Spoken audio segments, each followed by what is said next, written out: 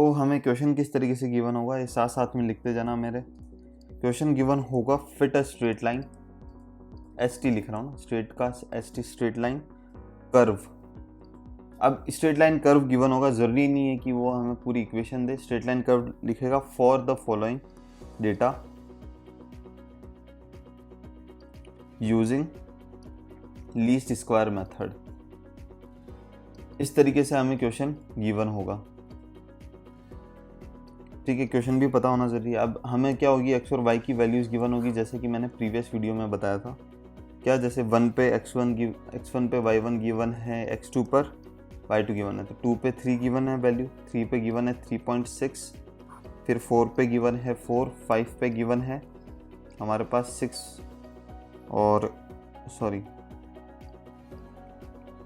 फिर 6 पे गिवन है हमारे पास 5 और 8 पर गिवन है हमारे पास वैल्यू 6। तो ऐसा ज़रूरी नहीं है कि 1 2 3 4 5 6 पूरे ऐसा सीरीज में ही कोई सी भी रैंडम वैल्यू दे सकता है वो। हमें बस ये टेबल पता है, हमें सिर्फ वैल्यूज़ गिवन होगी इस तरीके से। अब किस तरीके से सॉल्व करना है इसे हम देखते हैं आगे। तो करना क्या है, हमें ये जो क्वेश्चन गिवन था ये वाला, वो की वही चीज़ हमें क्या है वर्टिकली उतारनी है। तो एक्स वाई इस तरीके से लिख दिया हमने। अब क्या करना है, इन वैल्यूज़ को उतारते जाओ। तो पहली चीज़ क्या है, 1 पे हमारे पास गिवन है 2.4, 2 3 4 6 8, ये सारा एक साथ लिख दो। और उस पर जो वैल्यूज सामने गिवन है, यानी कि 2 पे क्या गिवन है हमारे पास 3 गिवन है, 3 पे हमारे पास गिवन है 3.6, ठीक है। 4 पे गिवन है 4, फिर 6 पे गिवन है हमारे पास 5 और 8 पे गिवन है 6, यानी कि 5 और ये 6 ये गिवन है। क्लियर यहाँ तक? ये चीज़ हमने इस तरीके से टेबल बना ली। अब ये क्या है कि ये टेबल साइड में बनाना है ना, जैसे ये पेज हो गया तो पेज के एकदम कोने पर बनाना है इस चीज़ को, क्योंकि आगे भी हमारे को टेबल बनानी होगी। और फॉर्मूले मैंने क्या बताए थे, फॉर्मूले मैंने बताए थे यार, दो तरह के होते हैं। y equal to A plus B X तो हमारी सिंपल इक्वेशन होती है, फिर हम सम करते हैं तो summation of y equal to A plus b summation x n times of A plus b summation x आता है। फिर summation x Y is equals to आता है हमारे पास क्या, a summation x plus b summation x square आता है। ओके, हमें क्या क्या चाहिए, हमें चाहिए समीशन वाई, n की value, summation x Y, summation x और समीशन एक्स स्क्वायर। तो समीशन एक्स तो कहाँ से लेके आ जाएंगे हम, समीशन एक्स यहाँ से ले जाएंगे, लेके आ जाएंगे इन सबको ऐड करने के बाद। समीशन वाई कहाँ से लेके आ रहे होंगे, समीशन वाई यहाँ से लेके आ जाएंगे इन सबको ऐड करने के बाद। तो इन दोनों का हो गया खत्म। अब हमें चाहिए summation of X Y. Summation of X Y का क्या मतलब होता है कि हम एक्स और वाई को मल्टीप्लाई करना है। सबसे पहले यहाँ एक कॉलम बनाएंगे एक्स इंटू वाई का, इसमें मल्टीप्लाई कर रहे होंगे इन सबको, और फिर उसका यहाँ पे निकाल रहे होंगे सम, जो भी चीज़ मल्टीप्लाई में है उन सबका सम निकाल रहे होंगे, वो समीशन एक्स वाई हो गया। और क्या है, समीशन एक्स तो हमारे पास पहले से ही मिल गया, और समीशन ऑफ एक्स स्क्वायर चाहिए। समीशन ऑफ एक्स स्क्वायर कैसे लेके आएंगे, तो हमें क्या करना पड़ेगा, हमें करना पड़ेगा यहाँ पे एक्स का स्क्वायर, ये जो वैल्यूज़ है ना 1 2 3 4 6 8, इन सब का स्क्वायर करो और उसका जो भी वैल्यू आई है उसको सम कर दो सबको, तो वो होता है समीशन ऑफ एक्स स्क्वायर। ऐसा नहीं करना कि इन सबको ऐड करके फिर उसका स्क्वायर कर दिया तो समीशन एक्स स्क्वायर, ठीक है ना, बस बता रहा हूँ, मतलब गलती ना हो जाए हमारे से, ठीक है। अब क्या करना है, एक्स इंटू वाई करते जाओ, तो 1 इंटू 2.4 हुआ 2.4, 3 इंटू 2 हुआ 6, 3.6 इंटू 3, तो ये सारे कैलकुलेट करो आप खुद और एक बार लिखो अच्छे से, ठीक है ना, खुद से करोगे तो बढ़िया रहेगा। और कैलकुलेटर हाथ में होना चाहिए, यहाँ पे मूवी नहीं चल रही कि हम बैठे बैठे देख रहे हैं और लिख रहे हैं सिर्फ, ठीक है ना, कैलकुलेटर हाथ में होना चाहिए, मैथमेटिक्स कर रहे हैं। तो अभी के अभी कैलकुलेटर उठाओ, कैलकुलेट करो, गलत हो तो कोई बात नहीं, हमारी नोटबुक है, कोई कुछ नहीं बोलने वाला। स्टॉप करो, अब आगे देखते हैं क्या होता है। तो यार इसका मल्टीप्लिकेशन हो जाएगा 10.8, ये हो जाएगा 16 4 4 जा, ये 6 5 जा 30 हो जाएगा, और ये 8 6 जा 48 हो जाएगा। क्लियर यहाँ तक? ओके, एक्स स्क्वायर लेंगे 1 4 9, 4 का स्क्वायर 16, 6 का स्क्वायर 36, 8 का स्क्वायर 64। अब इन सब का सम देखते हैं, सम करो खुद से। तो यार x का जो सम आएगा वो आएगा हमारे पास 24, y का सम आएगा हमारे पास 24, x इंटू वाई हमारे पास आ रहा होगा 113.2, और x स्क्वायर जो आएगा वो हमारे पास आएगा 130। यहाँ तक आ गया क्या? अगर नहीं आया तो बढ़िया है, आ गया तो और भी बढ़िया है। सॉल्व करके देखना, ये चीज़ आ जानी चाहिए। अब हमें क्या करना है, इनके अंदर वैल्यूज़ पुट करनी है। अच्छा ये n क्या होगा यार, n तो अभी तक हमें मिला नहीं है। n क्या होता है यार, जितनी वैल्यूज़ हमें गिवन है इस ब्लॉक के अंदर, कितनी वैल्यूज़ गिवन है, 1 2 3 4 5 6, टोटल 6 वैल्यू गिवन है। ऐसे नहीं कि 8 लिखा है तो 8 वैल्यूज़ होगा, नहीं, टोटल 6 वैल्यूज़ गिवन है। ब्लॉक गिन रहे होंगे एक्स वाई को छोड़ के कितने ब्लॉक है, तो जितने ब्लॉक होंगे वो हमारे n की वैल्यू हो जाएगी। क्लियर? तो जी हमारे पास n की वैल्यू आ गई 6 है। अब वैल्यूज पुट करते जाओ। समीशन y क्या गिवन है हमारे पास, समीशन y है 24, तो 24 इज इक्वल टू n क्या है 6 इंटू a प्लस b क्या है, b तो पता ही नहीं, समीशन x क्या है 24, ये हमारी है पहली इक्वेशन।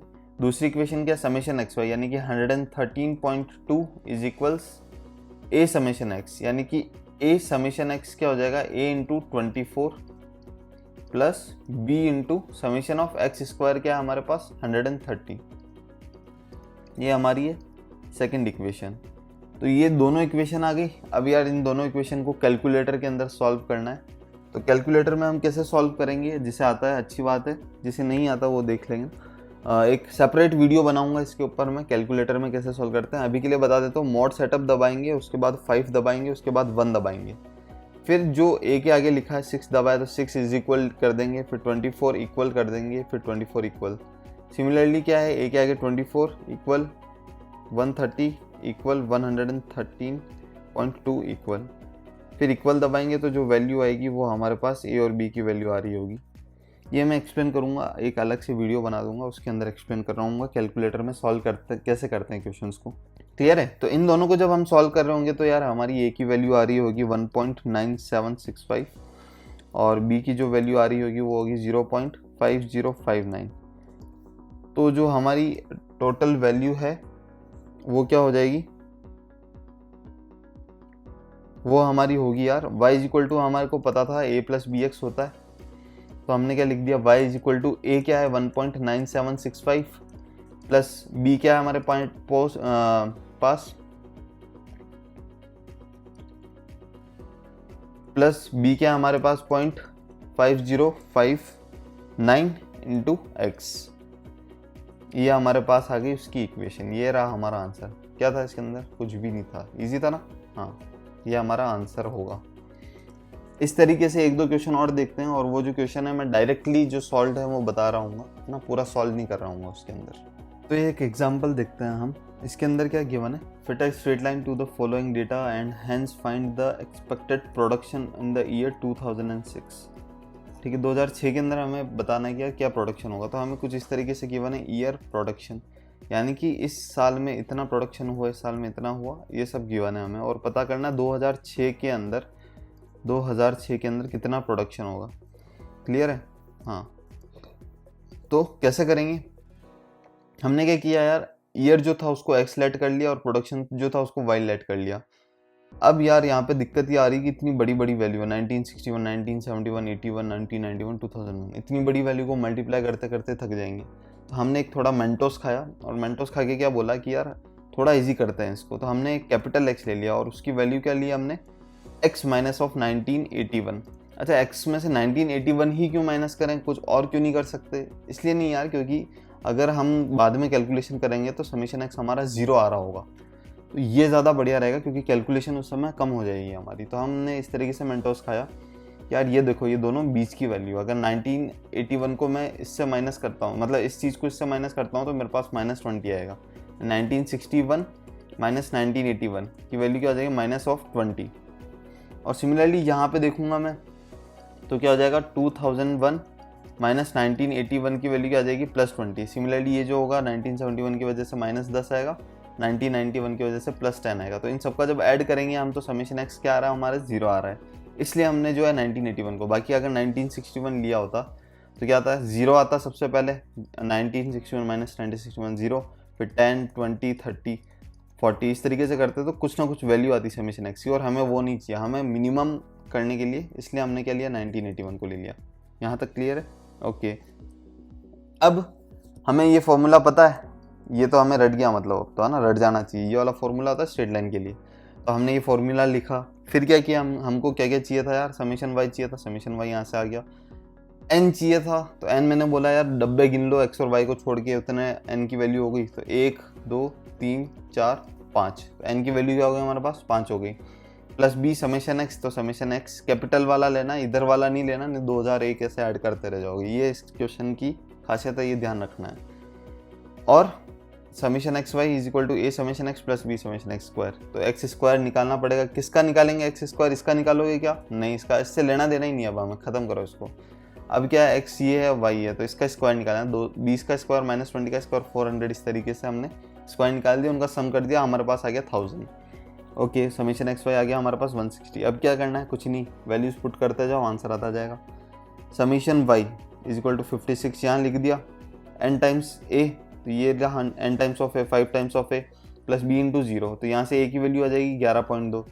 फिर क्या है, सेकंड इक्वेशन जो समेशन एक्स वाई वाली इक्वेशन है, इससे हमने किया, लिखा यहाँ पे समेशन ऑफ एक्स वाई क्या है 160, तो 160 इज इक्वल टू कितने टाइम्स ए टाइम्स समेशन एक्स, तो ए टाइम्स समेशन एक्स तो क्या हो जाएगा 0 हो जाएगा, plus B into X square, B into 1000, X square 1000 था इसलिए ये लिख दिया। तो बी की वैल्यू क्या होगा 160 बाई 1000 0.16 आ जाएगा।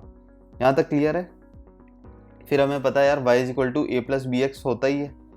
a की वैल्यू लिख दो, b की वैल्यू लिख दो। a की वैल्यू क्या है हमारे पास 11.2, हमने लिख दिया 11.2।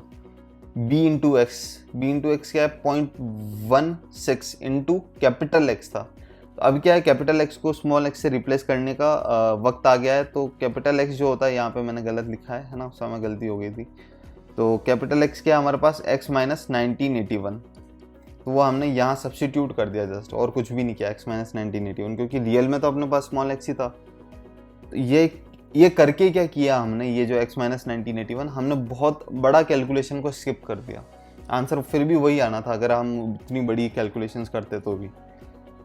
अब इसको मल्टीप्लाई कर दिया 11.2 और प्लस 0.16 इंटू एक्स तो हो गया 0.16x, और 0.16 इंटू 1981 जो हो जाएगा ये आ जाएगा माइनस 316.96। तो ये इक्वेशन हमने रीराइट कर ली, ये आ जाएगी जब ऐड वगैरह करेंगे हम इन सारी चीज़ों को, ये इक्वेशन हमारे पास आ जाएगी।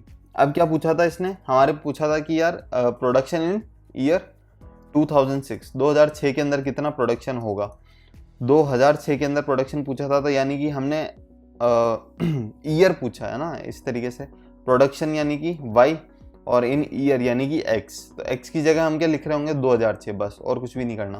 तो ये जो इक्वेशन आई थी y is equal to 0.16x minus 305.76, उसके अंदर हम क्या करेंगे, जस्ट ये लिख देंगे, क्या x की जगह 2006 लिख दिया हमने, और फिर इसको मल्टीप्लाई करके माइनस वगैरह जो भी सब्ट्रैक्ट करना था, y की वैल्यू हमारे पास आई 15.2, यानी जो प्रोडक्शन होगा 2006 के अंदर वो क्या आएगा 15.2, वो प्रोडक्शन आ रहा होगा हमारे पास। क्लियर है? तो ये हुआ जी हमारा आंसर, और इसी तरीके से क्वेश्चन सॉल्व करना होता है।